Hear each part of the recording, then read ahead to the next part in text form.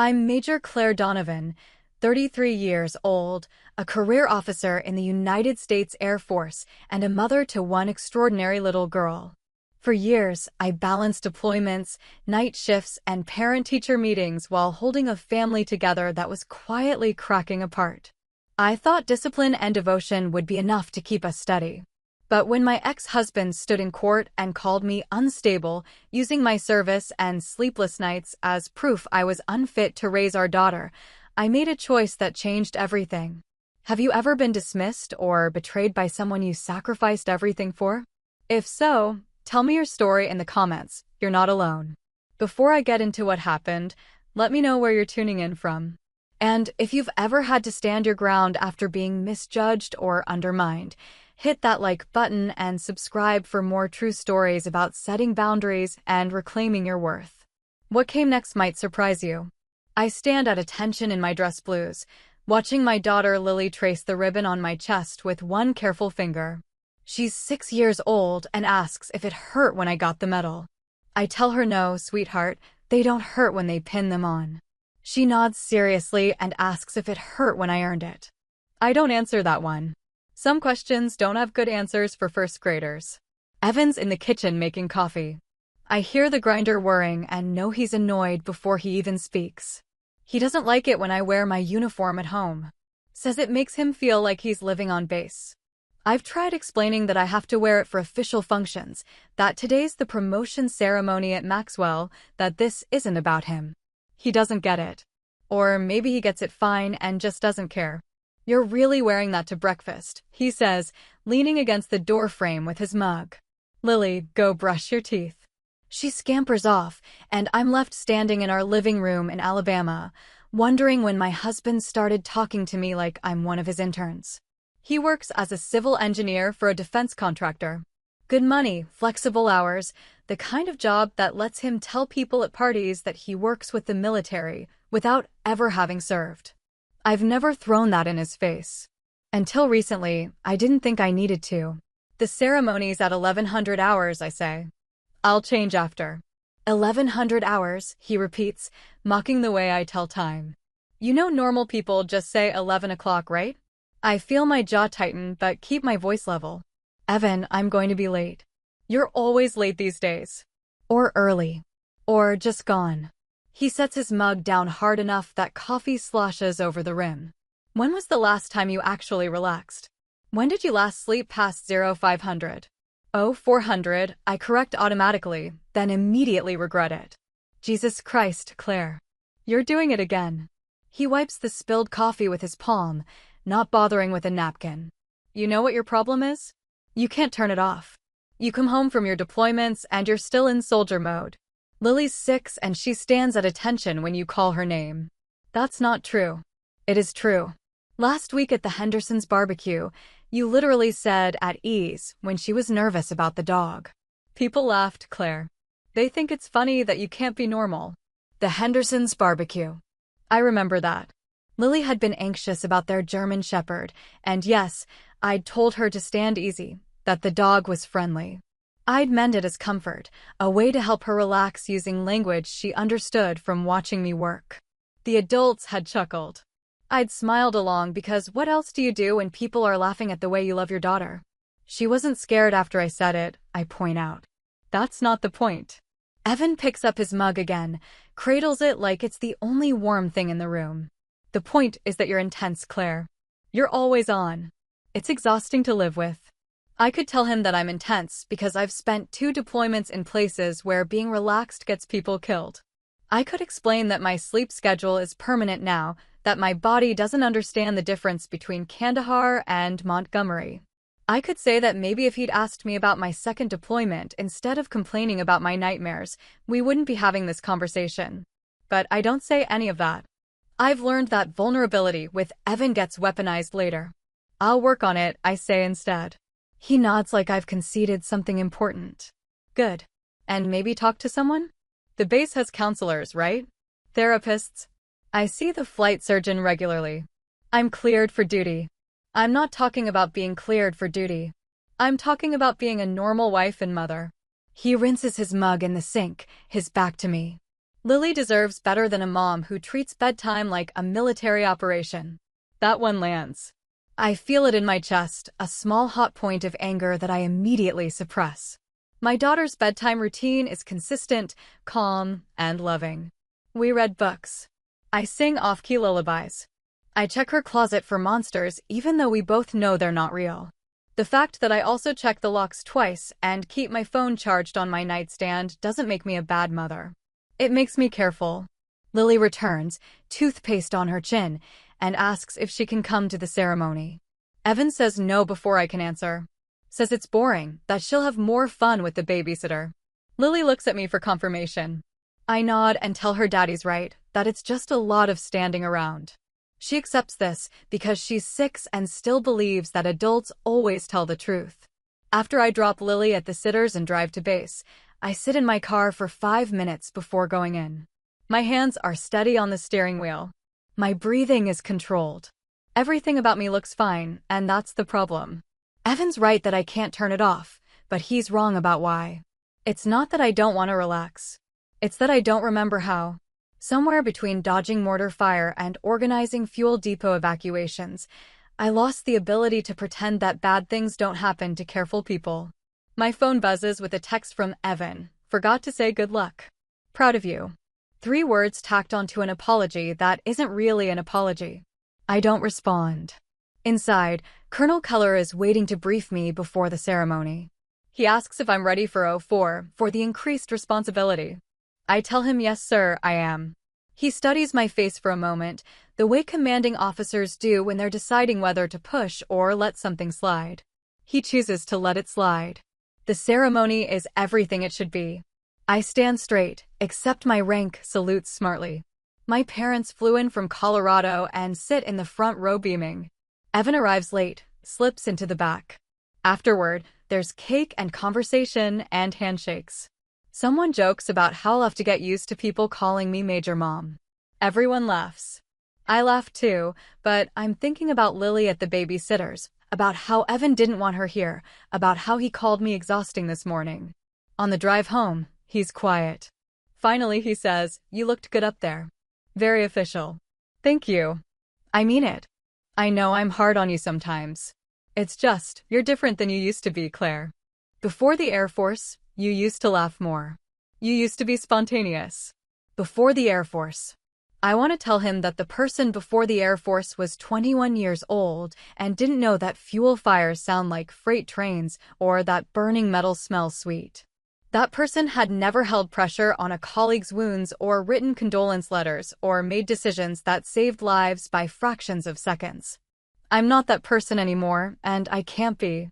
But I'm also not the monster he's starting to make me out to be.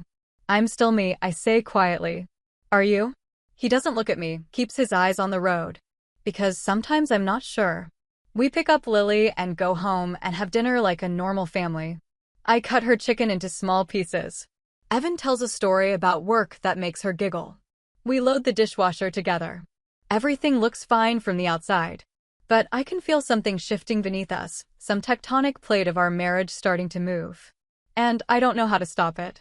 The papers arrive on a Thursday while I'm at work.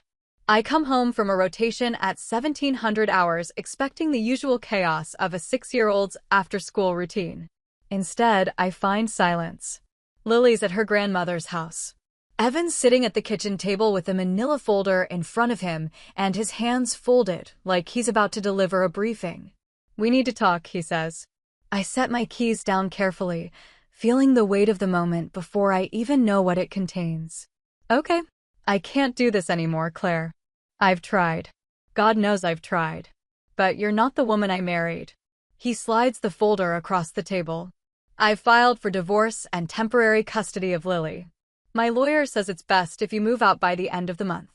The words don't land right at first. They bounce off some protective barrier my brain has constructed, a shield that's kept me functional through worse news than this. But then they sink in, heavy and cold. You're taking Lily? I'm protecting Lily. His voice is firm, rehearsed. This isn't spontaneous. He's practiced this. You're not well, Claire. You barely sleep. You're paranoid. You check the doors and windows 5 times a night. You wake up gasping. Last month you nearly broke my wrist when I touched your shoulder while you were sleeping. That was once. I apologized. I explained. You explained that you thought I was an insurgent.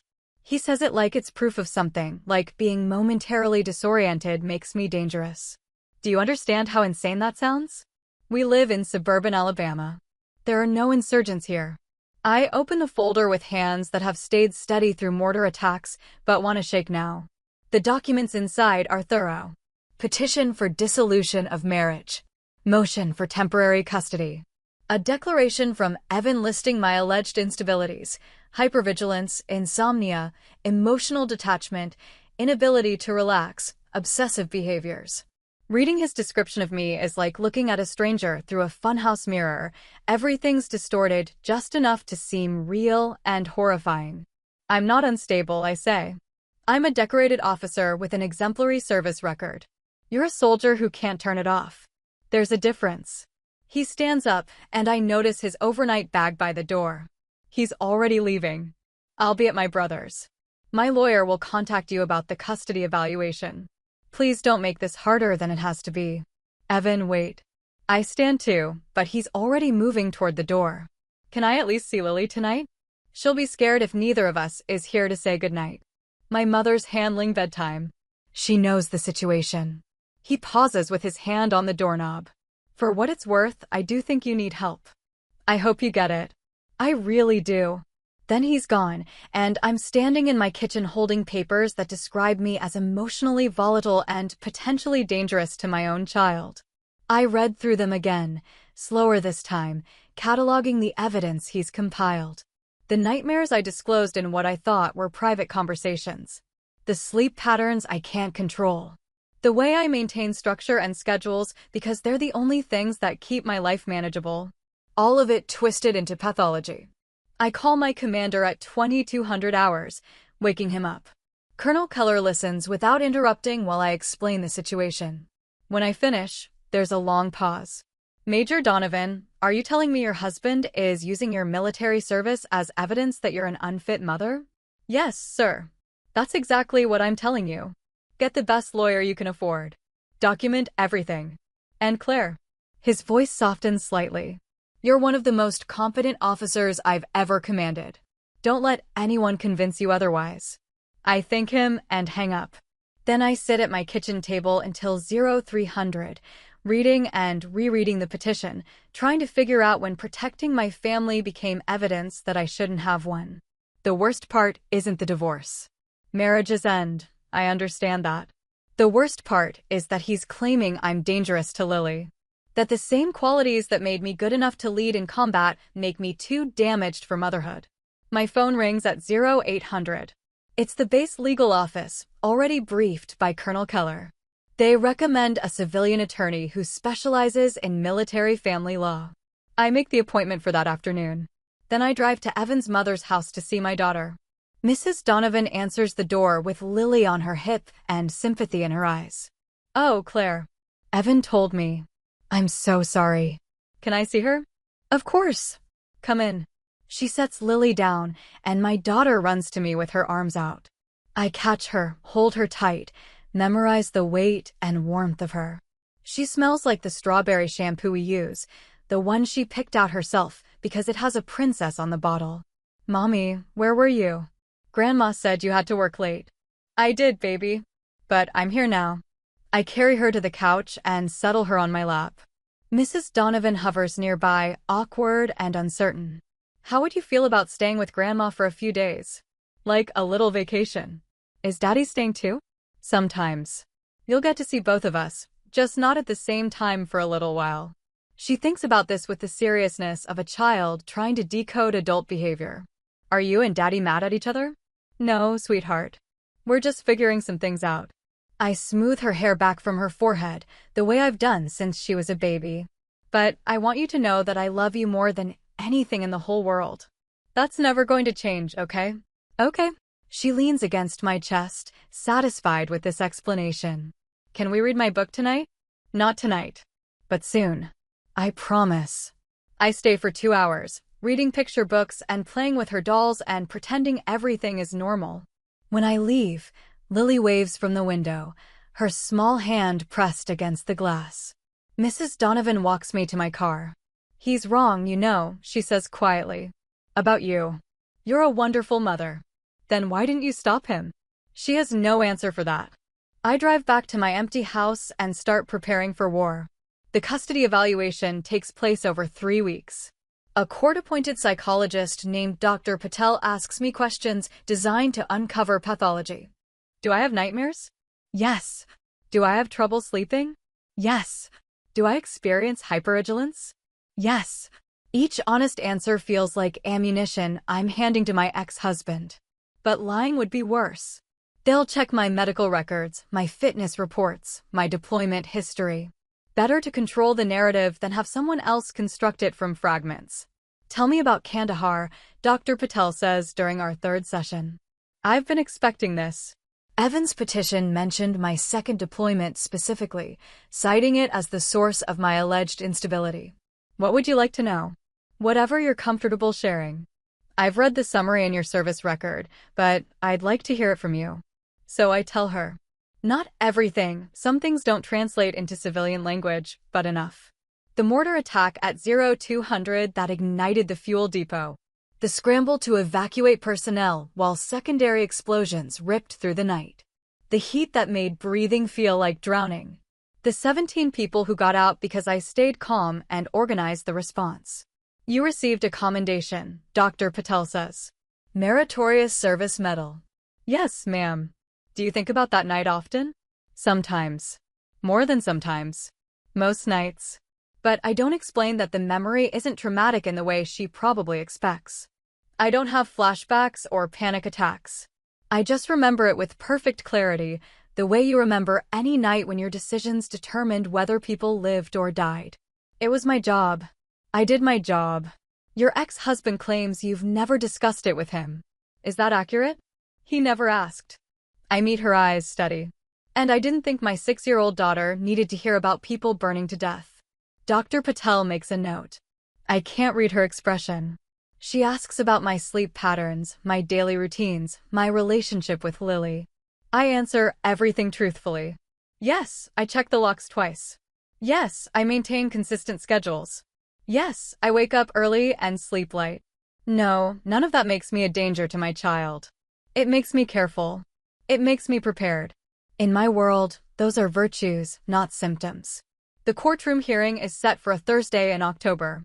My lawyer, a sharp woman named Rebecca Morrison who served in the JAG Corps before going civilian, prepares me for what to expect. Evan's strategy will be emotional, she says. He'll paint me as cold, mechanical, damaged. We'll counter with facts. Service record, psychological evaluation, character witnesses.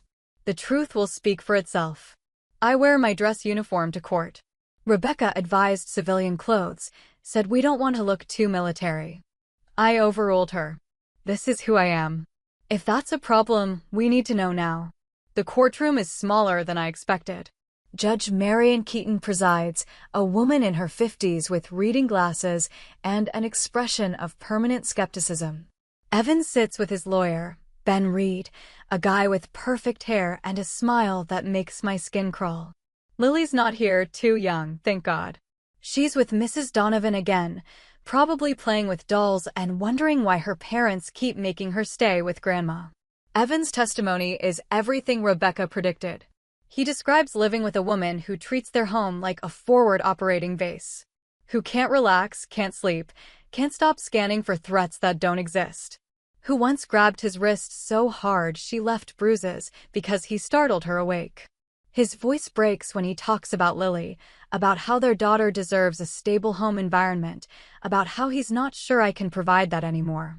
Your Honor, she's unstable, he says, and there's conviction in his voice, like he's genuinely convinced this is true. She doesn't even sleep. She paces the house at night checking doors and windows. She wakes up gasping. The courtroom gallery has a few people in it. Base personnel, mostly, here to support me. Someone laughs. Just a small sound, a chuckle quickly suppressed, but it carries in the quiet room. The judge frowns at the gallery, but the damage is done. I feel heat rising in my face, the same shame I felt at the Hendersons' barbecue when people laughed at the way I spoke to my daughter. Then Lily's voice cuts through the murmur. That's cause of the fire, right, Mom? Everyone turns. Mrs. Donovan is standing at the back of the courtroom with Lily on her hip. My daughter must have insisted on coming, must have made such a fuss that her grandmother brought her. She's looking at me with complete faith, asking a question she thinks she knows the answer to. The room goes absolutely silent. Judge Keaton leans forward. Young lady, what fire are you talking about? Lily looks at the judge with the same seriousness she brings to everything important. The one in Kandahar, when she saved her whole unit. I watch Evan's face drain of color. He's frozen, finally understanding what he's done. He thought my service record was just paperwork, just dates and ranks and deployments. He never asked what happened during those deployments. He never wanted to know. And now his 6-year-old daughter is explaining it to a courtroom full of strangers because he used my trauma as a weapon against me. Judge Keaton removes her glasses. Major Donovan, is this true? Were you involved in a significant incident in Afghanistan? I stand, hands at my sides. Yes, Your Honor.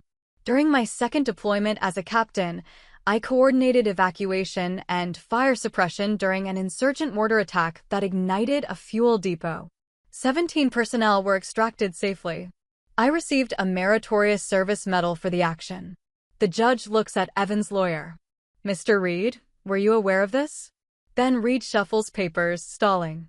Your Honor, the specifics of Major Donovan's service record, while commendable, don't negate concerns about her current psychological fitness for, I asked if you were aware, Judge Keaton interrupts.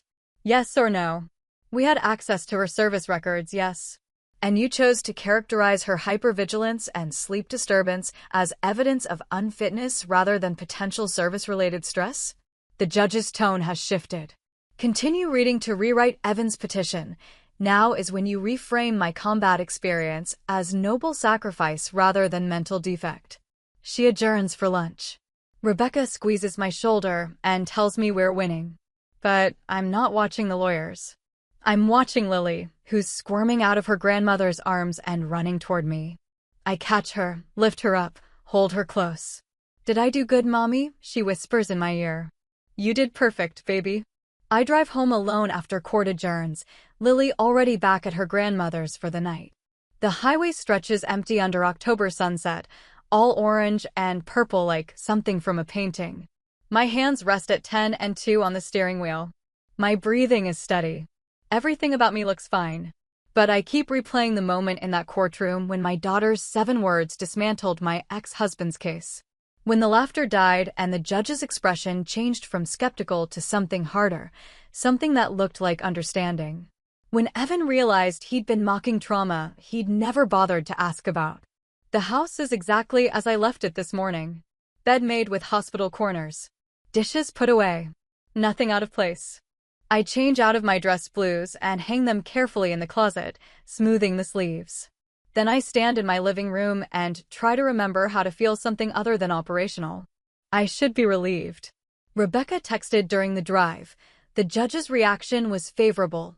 Evan's credibility is damaged. We have momentum. But relief won't come.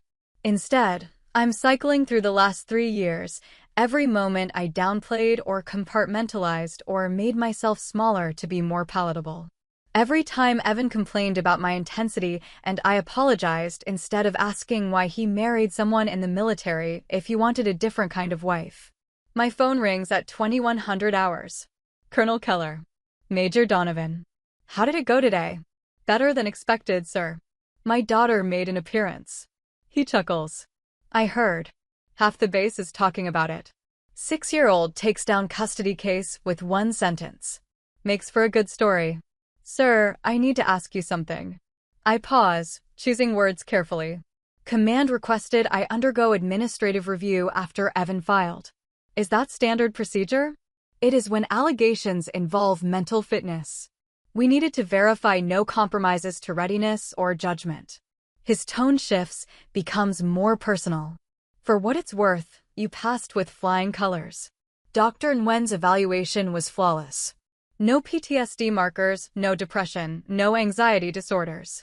You're as stable as they come. Then why does it feel like everyone's waiting for me to break? Silence on the line.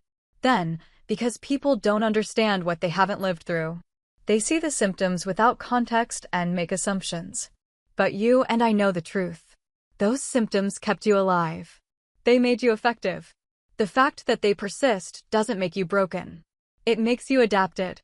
We talk for another 10 minutes about scheduling and assignments.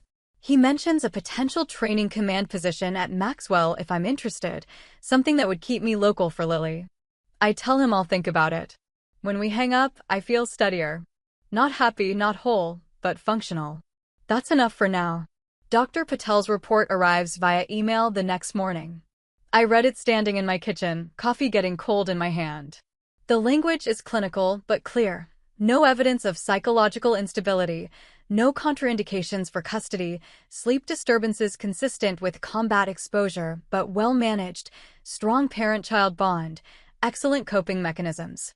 At the bottom, in a section labeled Clinical Observations, she's written something that makes me read it 3 times. Major Donovan presents as a highly competent individual who has adapted to extraordinary circumstances with remarkable resilience. Her behavioral patterns, while consistent with mild hypervigilance, do not impair functioning and may in fact represent appropriate caution given her professional experience. There is no clinical basis for concerns about her fitness as a parent. I forward it to Rebecca with a single word: ammunition. The week passes in a strange suspension. I go to work, attend briefings, file reports. Everything continues as normal, but I feel separated from it by a thin membrane of unreality. In the evenings, I visit Lily at Mrs. Donovan's. We read books and play games and don't talk about court. She asks when she can come home. I tell her soon, sweetheart, very soon. On Friday, Rebecca calls with news. Evan's lawyer wants to negotiate. The judge's reaction spooked them. They're willing to discuss joint custody with me as primary residential parent if we can agree on terms. It's not a full victory, but it's close. It means Lily comes home. Take it, I tell Rebecca. We could push for more. The momentum is on our side. I don't want more. I want my daughter back and I want this finished. I'm sitting in my car in the base parking lot, watching planes take off in the distance. Make it happen. She makes it happen. By the following Wednesday, we have an agreement. Joint legal custody, me as primary residential parent, Evan gets alternating weekends and 1 evening per week. No restrictions, no supervised visits, no acknowledgement of his allegations because they've been dropped. It's not perfect, but it's done. I pick Lily up on Thursday afternoon. Mrs. Donovan helps carry her things to the car. She hugs me tight before we leave and whispers, "I'm sorry for what he put you through." I nod because I don't trust my voice.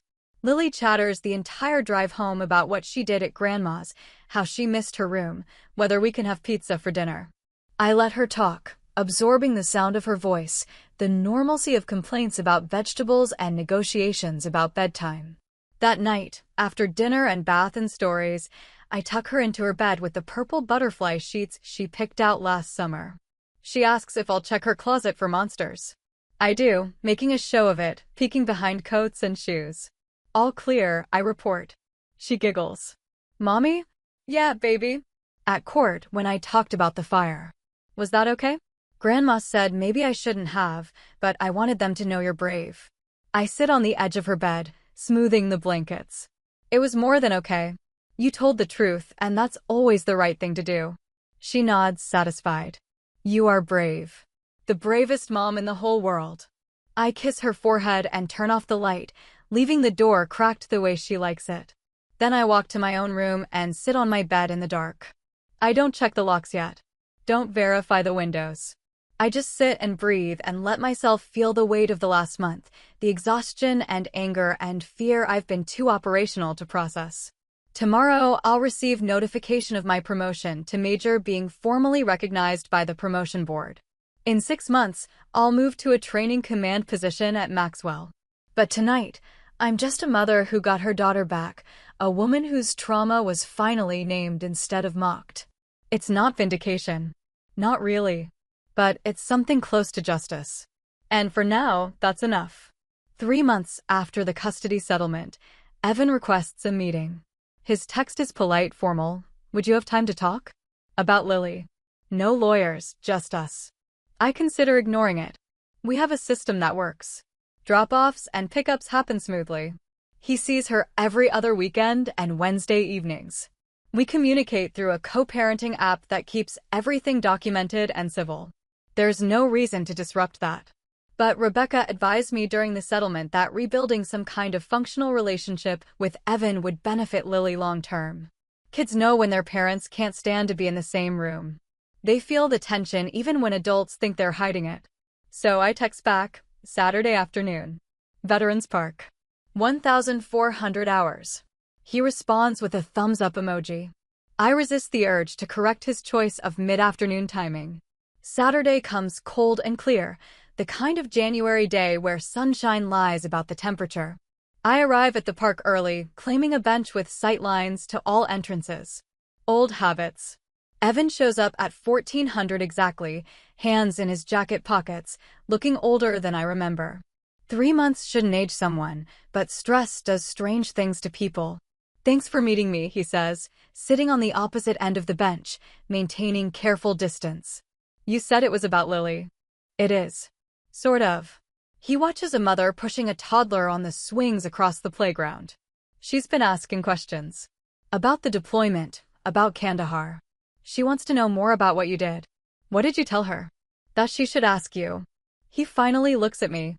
I didn't know, Claire. About the fire, about any of it. And I should have known. That's on me. This is the closest Evan has come to apologizing since the divorce papers. I don't respond immediately, letting the admission sit between us. A jogger passes, headphones in, oblivious. Somewhere a dog barks. The world continues its normal operations while my ex-husband tries to rebuild a bridge he burned. You could have asked, I say finally. I would have told you. Would you have? Really? His voice isn't challenging, just curious. Because every time I tried to talk about your deployments, you changed the subject. You compartmentalized everything military, kept it separate from home life. I thought that's what you wanted. He's not entirely wrong. I did compartmentalize. Had to function in both worlds.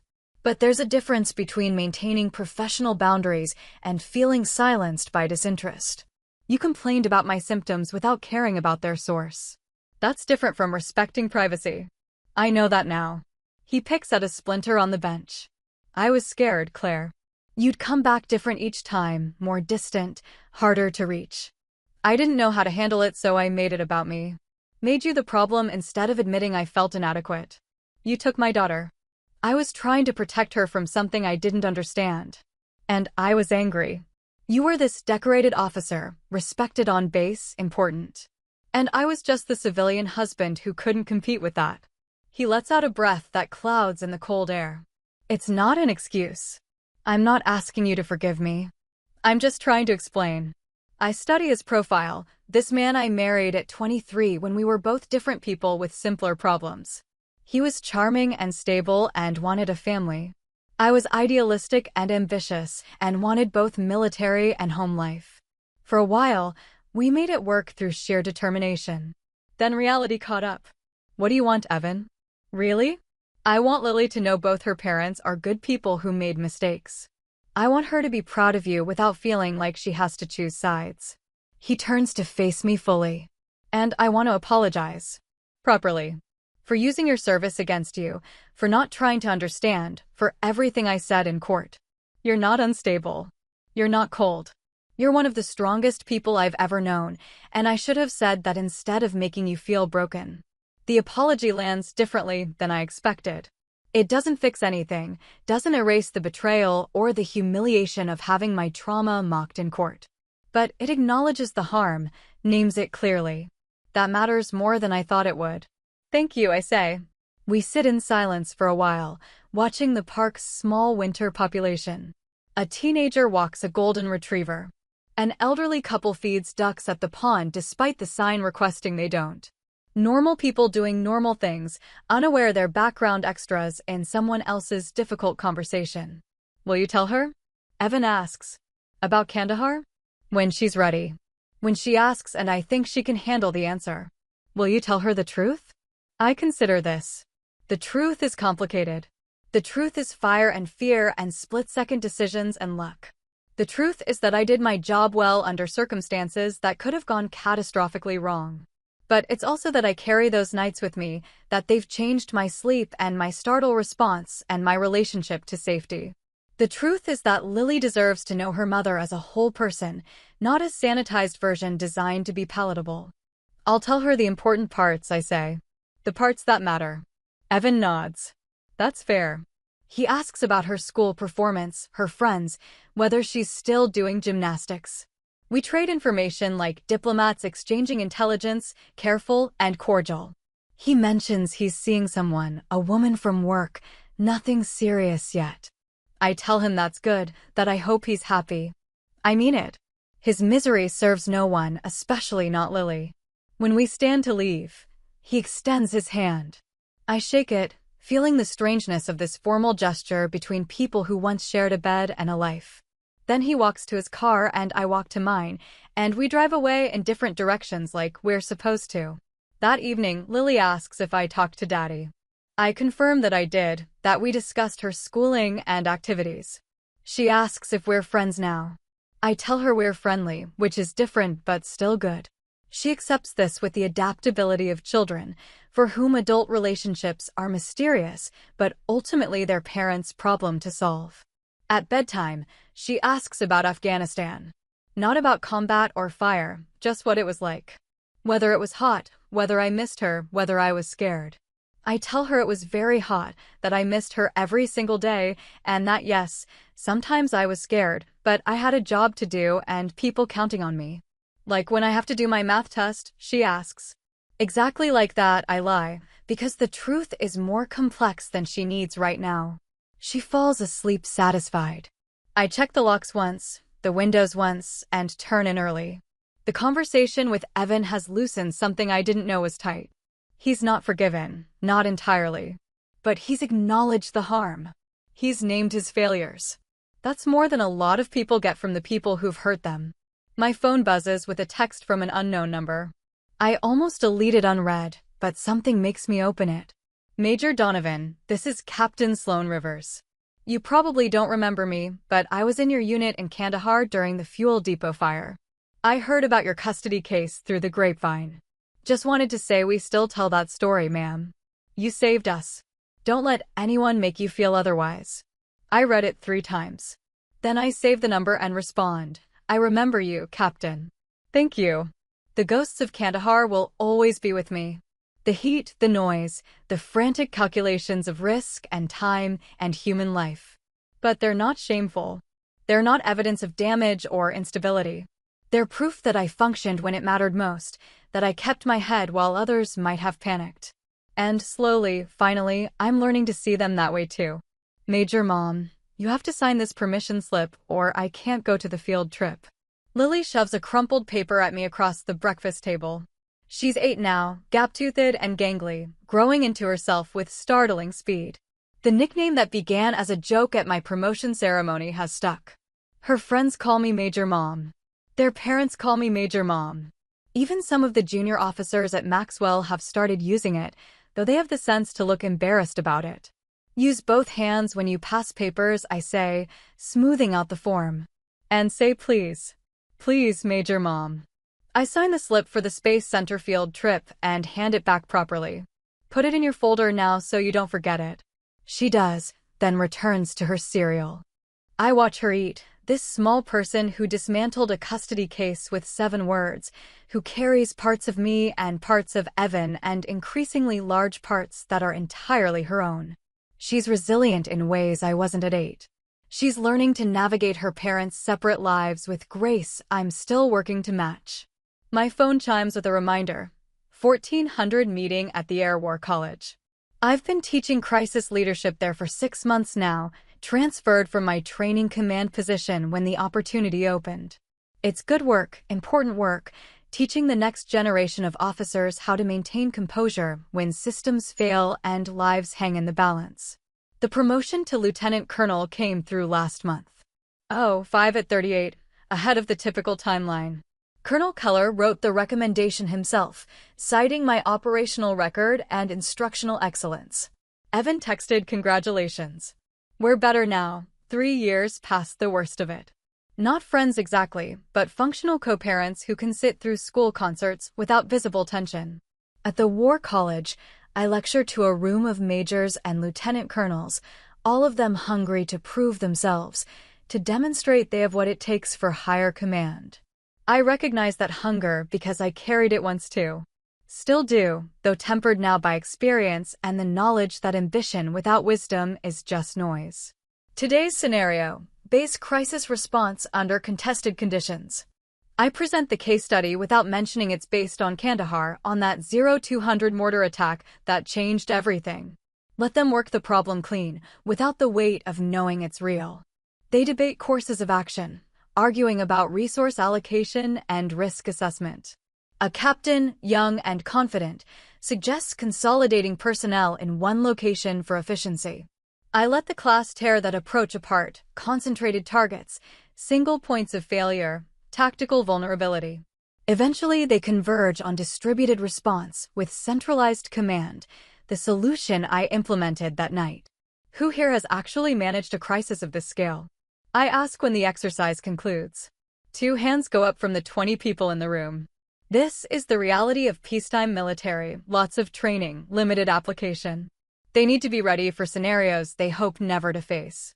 The key isn't having the perfect plan, I tell them. It's maintaining composure when your plan fails. Because it will fail. Some variable you didn't account for will appear. The question is whether you can adapt without losing control of yourself or your people. A major in the back raises her hand. How do you train for composure under that kind of stress? You don't. You just do it. And then you live with it afterward. I see confusion in some faces, understanding in others. But you can train for competence. For knowing your systems and people well enough that adaptation becomes instinct rather than improvisation. That's what saves lives when circumstances go wrong. After class, the young captain approaches my desk. Man, that scenario felt very specific. Was it based on a real incident? Most good training scenarios are. Were you there? I meet her eyes, seeing the question behind the question. Are you who I want to become? Yes, Captain.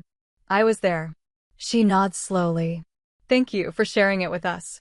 I drive home that evening thinking about legacy, about what we pass down to the people who come after us. My service record will eventually reduce to lines on a form: deployments, ranks, decorations. But the stories persist. The lessons learned in moments of crisis become teaching points, training scenarios, institutional knowledge. The fire in Kandahar, which once felt like my private nightmare, has become valuable precisely because I survived it and can now extract its lessons for others. Lily's at Evan's tonight, so the house is quiet. I make dinner for one, eat standing at the counter, scroll through emails. There's one from the Air Force Personnel Center about a potential staff assignment at the Pentagon. I mark it for later consideration. DC would be good for career progression, but complicated for custody. Everything is complicated with custody. My phone rings at 2100. Evan. Hey, is everything okay? Everything's fine. Lily wanted to say goodnight. There's fumbling, then my daughter's voice. Mom?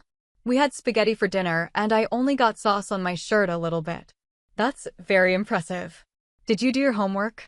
Yes. Well, most of it. Dad's helping with the math. She pauses. Mom, my friend Ashley asked why you have a different name than me and Dad. I didn't know what to say. This conversation was inevitable. We discussed how to handle it, present a united front, keep it age-appropriate, focus on love rather than failure. What did you tell her? That you and Dad used to be married but aren't anymore, but you're both still my parents. Was that right? That was exactly right, sweetheart.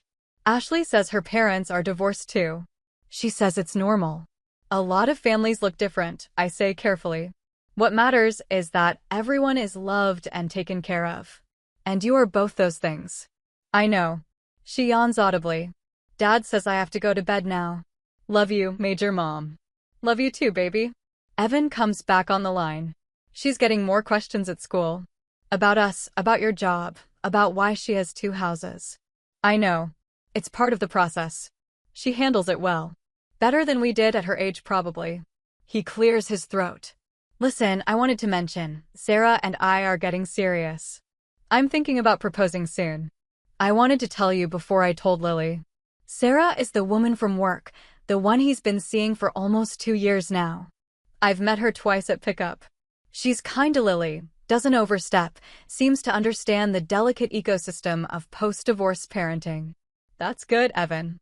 I'm happy for you. Really? Really. Lily deserves to see healthy relationships. If Sarah makes you happy, that matters. There's a pause. Then, thanks, Claire. That means a lot. We say goodbye and hang up. I sit in my quiet house and feel the strange peace of truly not caring that my ex-husband is moving on. The anger that once burned hot has cooled to indifference. He's Lily's father, my co-parent, a person I share logistics with. Nothing more, nothing less. I spend the evening reviewing papers for tomorrow's class, making notes about leadership under resource constraints. At 2300, I check the locks, verify the windows, set my alarm for 0530. The routines that once marked me as unstable now just mark me as me. I don't apologize for them anymore. In bed, I think about Captain River's text from 3 years ago. We still tell that story. About how my worst night became someone else's example of competence under pressure. About how survival isn't always about moving on, sometimes it's about integrating what happened into who you are, letting the scars become part of your story rather than something to hide. Lily is loved by 2 parents in 2 houses. I am respected in my career, advancing steadily, teaching others to lead. Evan is building a new life with someone better suited to him. These are victories, small but real. Not the ones I imagined at 23 when I thought marriage and military would coexist simply. But victories nonetheless. And some nights, that's enough. The auditorium at Maxwell's Spatz Center holds 200 people, and today it's full. Annual Leadership Symposium, where senior officers present on topics relevant to Air Force culture. My session, Building Resilient Teams in High-Stress Environments. The title is deliberately broad, academic enough to sound professional, but grounded enough to promise practical application. I stand backstage watching the previous presenter wrap up, a colonel discussing innovation in acquisition processes. Important work, necessary work, but the kind that makes eyes glaze. When he finishes to polite applause, the symposium director introduces me with my full biography, education, deployments, current assignment at the Air War College. The Kandahar incident gets one line, Meritorious Service Medal for Crisis Response during Combat Operations. Walking to the podium feels like every other high-stakes moment, controlled breathing, neutral expression, awareness of the room's energy.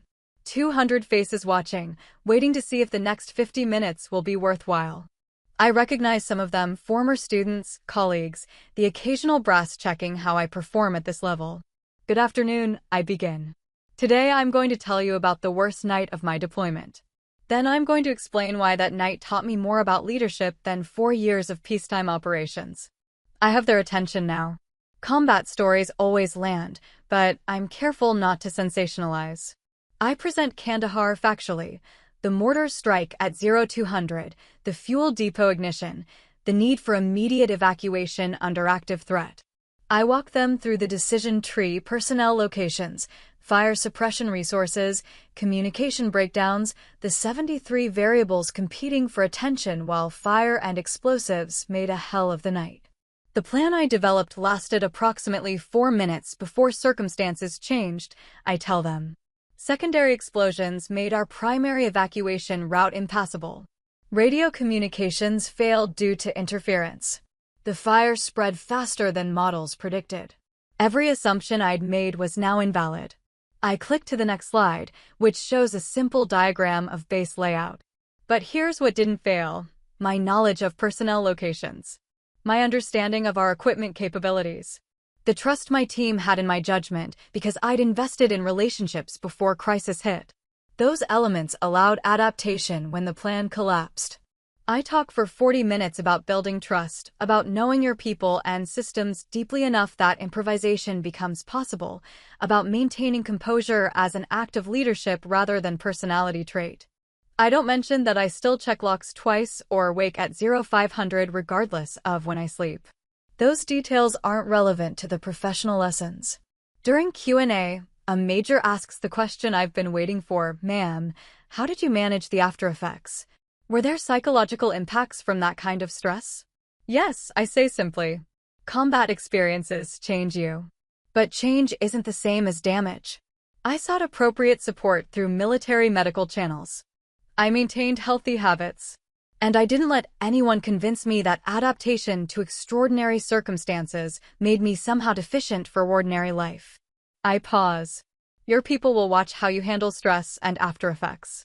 Model healthy recovery, not invulnerability. That's how you build a culture where asking for help is strength, not weakness. The symposium ends at 1700. People approach afterward with questions, with their own stories, with thanks for saying things that often go unspoken in military culture. A lieutenant colonel pulls me aside and says her daughter wants to be a pilot, asks if I'd be willing to talk to her about balancing service and motherhood. I exchange contact information, promise to follow up. Driving home, I think about that major's question, about managing after effects. The true answer is more complicated than symposium time allowed. Yes, I sought support. Yes, I maintained routines. But I also learned that some people will always see your adaptation as pathology, your vigilance as paranoia, your discipline as rigidity. Learning to stop internalizing those judgments took longer than learning to manage the actual symptoms. Lily's home when I arrive, having taken the bus from school. She's 12 now, on the edge of teenager territory, gaining independence in ways that make me proud and nervous simultaneously. She's sprawled on the couch with homework and headphones, mouthing along to music I don't recognize. I tap her foot. She pulls one earbud out. "How is school?" "Fine. Boring. We have to write an essay about someone we admire." She pauses. "Can I write about you?" "You can write about whoever you want, sweetheart. But you might want to pick someone your teacher doesn't already know." "That's the point, though. She doesn't really know you. Nobody at school does except the military kids, and even they only know the basic stuff." She sits up, animated now. "You saved 17 people in a fire while people were shooting at you. That's way more interesting than the usual essays about grandparents and athletes. What would you write?" She considers this seriously. "That you don't quit. That when things get hard, you don't give up or freak out. You just figure out what needs to happen and do it." She shrugs. "And that you're a good mom even though you also have an important job." "Mrs. Patterson says women can't have both, but you do." "Mrs. Patterson said that?" "In social studies. When we were talking about career choices." Lily catches my expression. "Don't get mad. It's just her opinion." I'm not mad. I'm calculating. Mrs. Patterson is entitled to her opinions, but presenting them as fact to 12-year-olds crosses a line. I'll speak to her. Mom, no. That's embarrassing. I'll speak to her professionally. About curriculum accuracy. I smile at Lily's horrified face. Relax. I know how to handle these conversations without embarrassing my daughter. She doesn't look convinced. Can you at least not wear your uniform? I'll consider it. That evening, after dinner and homework review, Lily returns to her essay. I read over her shoulder without commenting. She's written, "My mom is Major Claire Donovan, and she protects people. She protected soldiers in Afghanistan when there was a fire. She protects me by making sure I do my homework and eat vegetables. She protects her students by teaching them how to lead. My mom doesn't quit when things are hard. She just keeps going." That's good, I tell her. Strong thesis statement. Really? You don't think it's too simple? Sometimes simple is best. You stated your point clearly. Now support it with examples. I squeeze her shoulder. And Lily? Thank you. For what? For seeing me clearly. For understanding that protecting people isn't just one thing, it's a lot of different things depending on what's needed. She looks up at me with Evan's brown eyes in my facial structure. You're my mom. Of course I see you. Later, after she's in bed, I sit at my desk with a cup of tea and pull up the email from Personnel Center about the Pentagon assignment. It would mean a move, new schools for Lily, renegotiating custody arrangements.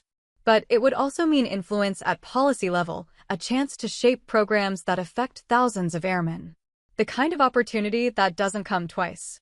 I start drafting a response expressing interest, outlining my qualifications, noting the need to coordinate timing with family obligations.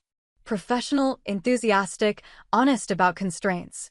The decision isn't mine alone, it affects Lily, affects Evan's schedule, affects the careful ecosystem we've built over 5 years of co-parenting. But I'm not automatically disqualifying myself anymore. Not assuming that being a mother means limiting career progression. Not letting anyone's definition of what's possible override my own assessment of what I can handle. My phone buzzes with a text from Colonel Keller. Heard your symposium presentation killed. Brass were impressed. Keep doing what you're doing. I respond with thanks and save the email draft. Tomorrow, I'll talk to Evan about the Pentagon possibility, start the conversation about what change might look like. Tonight, I check the locks, verify the windows, set my alarm for 05:30. The routines that once marked me as damaged now just mark me as careful. As someone who understands that safety is constructed through small, consistent actions, that catastrophe is prevented through attention to detail, that protecting the people you love means staying alert even when everything seems fine. They called me unstable because I couldn't sleep. They never asked why. But my daughter did. And that made all the difference.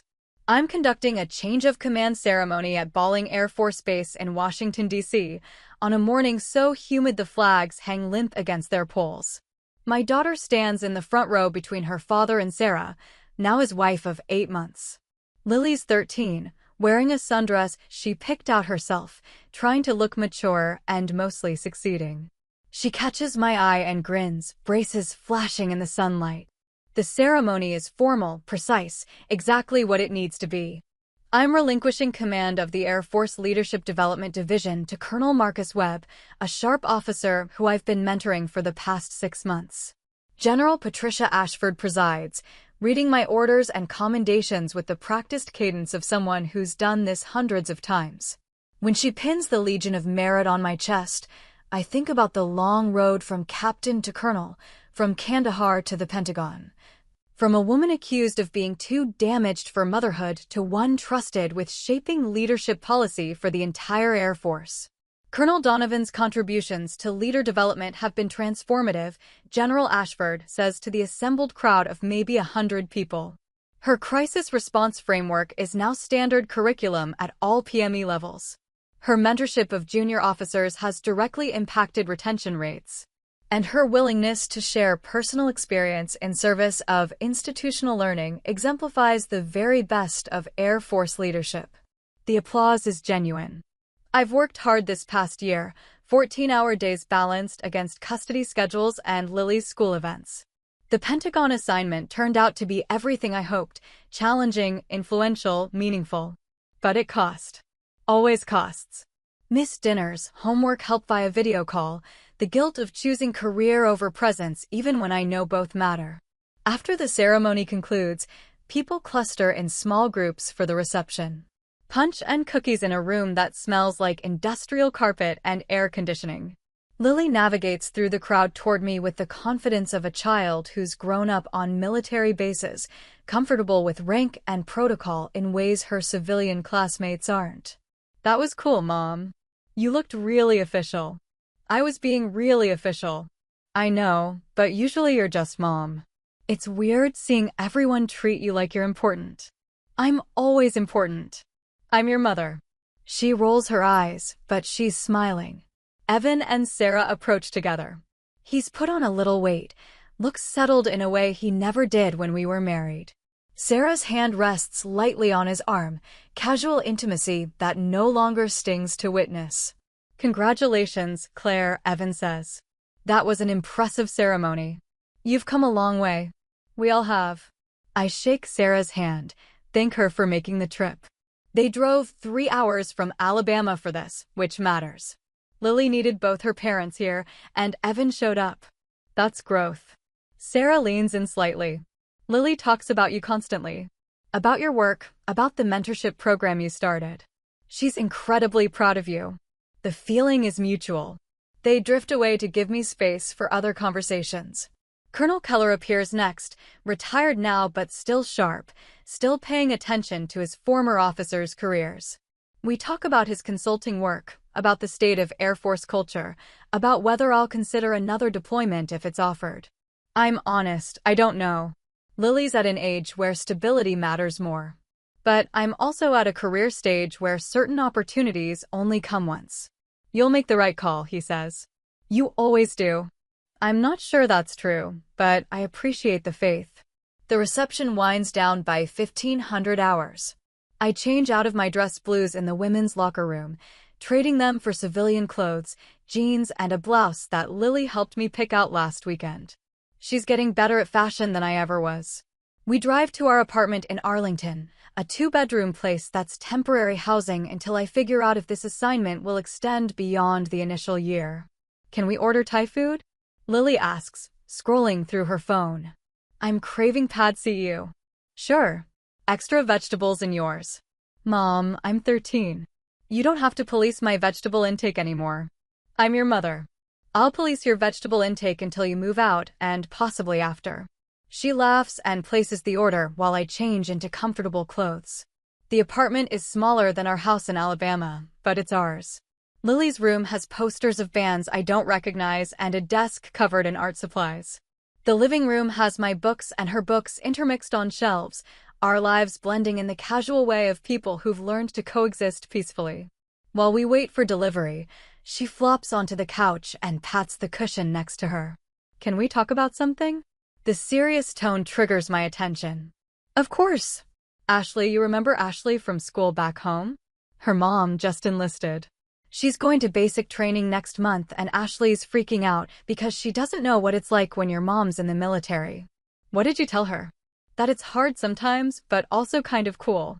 That you miss them when they're gone, but you're proud of what they do. That it's different from having civilian parents, but not bad different, just different. She picks at a thread on the couch cushion. Was I right? You were exactly right. I brush her hair back from her face. What's Ashley worried about specifically? That her mom will change.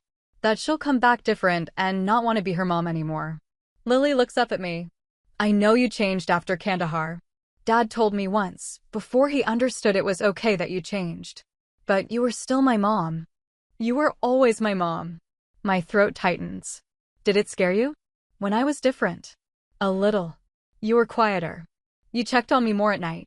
You jumped sometimes when I surprised you. She shrugs.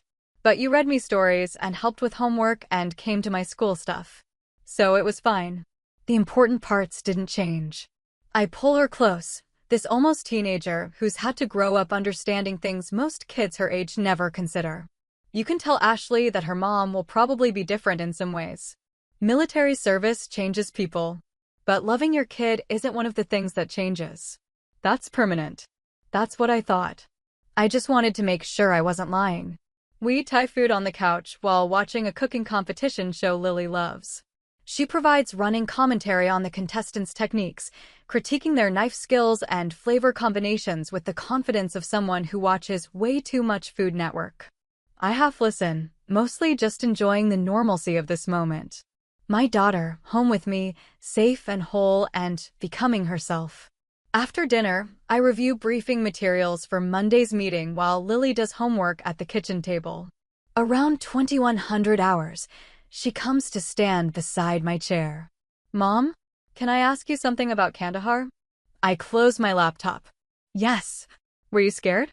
Like actually terrified, or were you too busy to be scared? This is new territory. She's asked about the fire before, but always the broad strokes. Never the emotional reality underneath. Both. There were moments of pure terror. And then there were stretches where I was too focused on the next decision to feel anything except operational. Which was worse? The terror, probably. Because that's when you can freeze. When fear takes over and you stop thinking clearly. I lean back in my chair. But I'd trained for years to not freeze. To push through fear and maintain focus. So even the terror didn't last long. It would spike and then I'd redirect it into action. That sounds exhausting. It was. Afterward, I slept for almost 18 hours straight. She processes this, nodding slowly. Ashley's worried her mom will have nightmares. Do you still have nightmares? Sometimes. Less than I used to. And when I do, I know what they are. They're just my brain processing old stress. They can't hurt me. Does it help? Knowing that? It does. Understanding what's happening makes it manageable. I stand and stretch, feeling my back crack. Why all the questions tonight? I don't know. I guess seeing you at the ceremony today made me think about how much you've done. How much you've been through. And I wanted to understand it better. She fidgets with her bracelet. Also, Mrs. Chen assigned us a project on interviewing someone we admire about a challenge they overcame. I was thinking maybe I could interview you. About Kandahar? About all of it. The fire, the custody thing with Dad, building your career, being a single mom. All the hard stuff you got through. I study her face, looking for signs that this is too much, that she's taking on emotional weight she shouldn't have to carry. But what I see is genuine curiosity, the kind that comes from respect rather than burden. Okay, but we do it right. You prepare questions, I give you honest answers, and we talk about anything that's too heavy as we go. Deal? Deal. That weekend, we conduct the interview in our living room. Lily's set up her phone to record, has a notebook full of questions, looks every bit the serious journalist. I've thought about what I want to say, how to be honest without overwhelming her, how to model healthy reflection on difficult experiences. Her questions are good. Thoughtful. She asks about the moment I realized the evacuation plan wasn't working, about how I made decisions so quickly, about whether I was angry at the insurgents or just focused on the problem. I answer as honestly as I can, explaining that anger is a luxury you can't afford in crisis, that emotions come later when people are safe. What about Dad? She asks. When did you realize the marriage wasn't working? That's off topic for your project. But it's part of your challenge story. You lost your marriage but got me full-time. That's overcoming something hard. She's not wrong. I realized during my last reintegration leave. Your dad was making comments about how I operated, about how I couldn't relax. At first, I thought it was adjustment stress. But then I noticed he wasn't asking questions, wasn't trying to understand. He was just criticizing. That's when I knew we were in trouble. Did you try to fix it? I tried to be smaller. Less intense. I apologized for things that weren't really problems. I made myself quiet so he wouldn't feel uncomfortable. I meet her eyes. That was a mistake. You should never make yourself smaller to make someone else comfortable with your strength. She writes this down verbatim. That's a good quote. It's a hard-learned lesson. We talk for 2 hours. About the custody case, about how humiliating it felt to have my service used against me, about the moment she spoke up in court. About how her 7 words changed everything by naming the truth clearly. I was so scared that day, she admits. Grandma didn't want me to go to court, but I made her take me. I knew Daddy was saying mean things about you, and I wanted to make them stop. You were 6 years old. I know. But I knew you weren't crazy or scary. You were just my mom who worked really hard and sometimes had bad dreams. That's not the same as being unfit. She looks down at her notes. Did it hurt? When people laughed? Yes, because they were laughing at trauma they didn't understand. They were mocking symptoms of experiences they'd never faced. I pause, making sure she hears this next part. But their ignorance wasn't my shame. I stopped carrying other people's misunderstanding as my burden. That was important. When did you stop? Gradually. Over years. I still have moments where I worry people are judging my vigilance or my routines. But mostly now I just exist as I am and let people think what they want. She closes her notebook. You're really brave, Mom. Not just the fire stuff. The after stuff too. The not letting people make you feel broken. You're pretty brave yourself. Not everyone could handle their parents' divorce and a cross-country move at 13. I had good modeling, she says, grinning. Then her expression shifts. Are you dating anyone? The question surprises me. No. Why? Just wondering. Dad has Sarah, and she's nice. But you're alone a lot. Doesn't that get lonely? I consider how to answer this honestly. Sometimes. But I'm also complete as I am. I don't need a partner to be whole. If I meet someone who adds value to my life without requiring me to diminish myself, that's great. But I'm not searching for it. Good. Because you deserve someone who thinks you're amazing just how you are. So do you, eventually, when you're 35 and start dating. Mom, 29. I'm 13. Fine. 29. And they have to pass a background check. She throws a pillow at me, laughing. The interview concludes. We order pizza and watch a movie, normal Sunday night activities. But something has shifted between us. She understands me better now. Understands the full shape of my story, not just the outline. And I understand that she's capable of holding that complexity, of seeing her mother as a complete person rather than just a parent. Monday morning, I'm back at the Pentagon for meetings about implementation of the new crisis response framework. The conference room is full of officers from different commands, all weighing in on logistics and timing. I present findings from the pilot program at Maxwell, showing improved performance metrics and officer feedback. The discussion is technical, detailed, exactly the kind of policy work that seemed boring from the outside, but is actually deeply satisfying. We're building systems that will train thousands of airmen, that will potentially save lives when crisis hits. At lunch, I eat at my desk and call Colonel Keller for advice on a different project. He mentions hearing that I'm being considered for Brigadier General in the next promotion cycle. It's the first I've heard of it, and I'm careful not to react too strongly. Oh, 7 is a significant jump, politically complicated, statistically unlikely. But possible. Don't let it make you crazy, he advises. Just keep doing excellent work and let the boards decide. Yes, sir. And Claire? You've earned it. Whatever happens, you've earned consideration. That evening, Lily video calls from her dad's house where she's spending the week. She's animated, talking fast about her day at school, about the project submission, about how Mrs. Chin loved the interview and asked if she could share excerpts with the class. I said I had to ask you first. What excerpts? The parts about not making yourself smaller. About carrying other people's misunderstanding. She said those were important lessons for all the students. Lily pauses. Is that okay? It's okay. As long as you're comfortable with people knowing our story. I'm proud of our story, she says simply. Why wouldn't I want people to know? After we hang up, I sit in my quiet apartment and think about legacy again. About the stories we tell, the lessons we pass down, the ways our struggles become teaching tools for others. Kandahar was supposed to be my private nightmare. Then it became courtroom evidence. Then teaching curriculum. Now it's my daughter's school project, excerpts shared with 13-year-olds learning about resilience. The fire doesn't belong to me anymore. It belongs to everyone who's learned from it, who's used it to understand something about crisis or courage or survival. That should bother me. This loss of ownership over my worst experience. But instead it feels right. Like the pain has been transformed into something useful, something that serves others rather than just haunting me. I check my locks once, verify the windows once, set my alarm for 0500.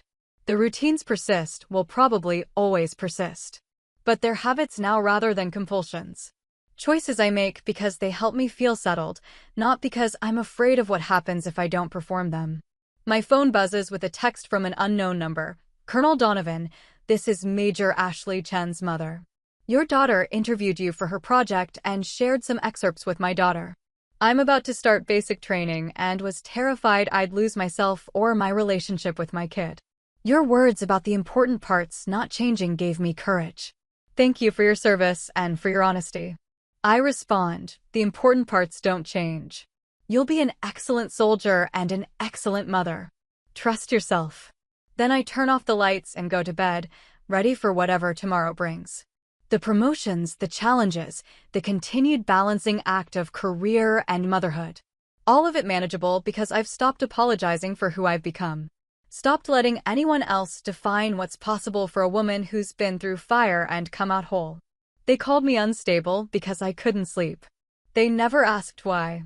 But my daughter did. And that made all the difference. Thanks for listening. I'm Major Claire Donovan, and that's how 7 quiet words cut through a courtroom full of noise. If this hit home, tap like, subscribe, and share it with someone who needs a win today. Now I want to hear from you. Have you ever been labeled unstable or too intense when you were just being prepared? What boundary did you set that finally changed the dynamic? Parents, how do you explain hard truths to kids without scaring them? Veterans or first responders, What's one habit people misread, but actually keeps you safe? If you've been through a custody fight, what helped you stay steady in court? Do you think I should have worn the uniform in court or kept it civilian? Drop your story, your advice, or your questions below. Your voice might be the proof someone else needs.